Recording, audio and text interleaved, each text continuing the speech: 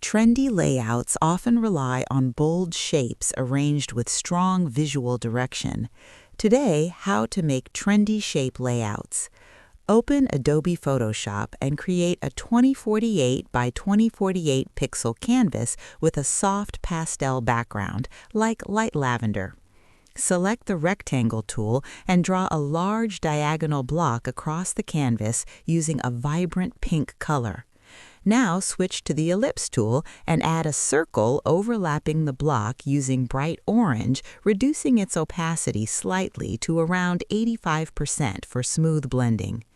Choose the Polygon tool set to 6 sides and place a hexagon near the top corner, rotating its